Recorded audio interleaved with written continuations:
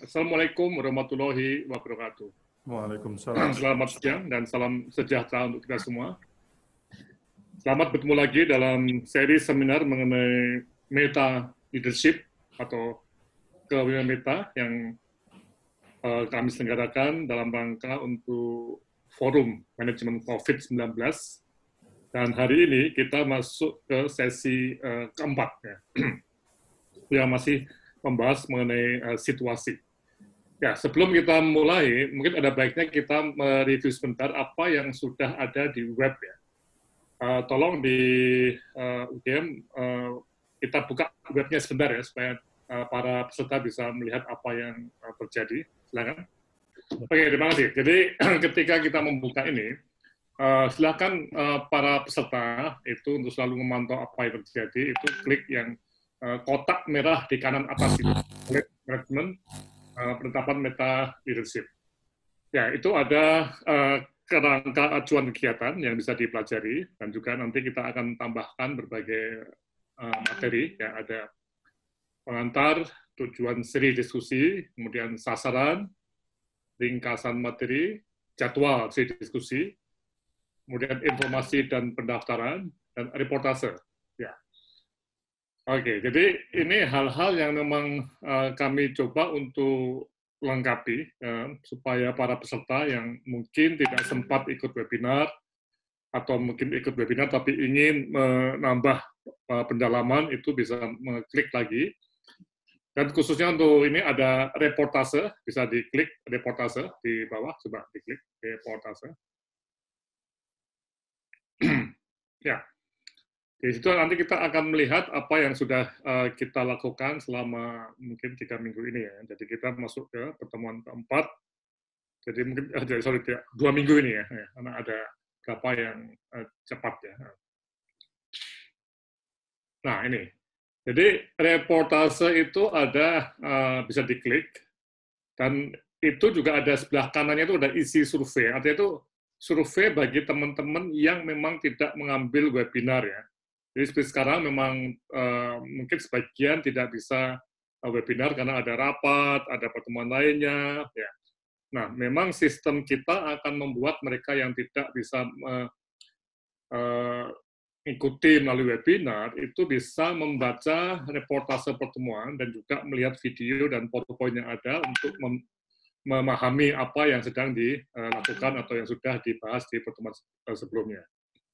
Nah, isi survei ini bisa diklik nanti, kemudian juga hasilnya. Nah, hasil survei bisa diklik, ini sudah ada hasil yang pertama, yang coba diklik hasil survei yang pertama, yang menunjukkan bahwa sebenarnya antara yang ikut webinar dengan yang tidak itu pemahamannya juga hampir sama, ya. Jadi yang tidak ikut webinar pun artinya dengan membaca PowerPoint dan mengikuti video reportase, ya, turun ke bawah, ya. Nah, ini ternyata pemahamannya juga meningkat tinggi, ya. Jadi termasuk hal yang menarik untuk kita cermati di era COVID, di mana pembelajaran perorangan ini bisa melalui berbagai cara. Jadi kita bisa melihat di sini pemahaman-pemahaman itu juga meningkat tajam dari yang tidak paham sama sekali dan tidak paham menjadi paham dan paham sekali. Jadi ini satu hal yang menarik bahwa pembelajaran melalui reportase itu juga ternyata bisa efektif menurut persepsi para peserta.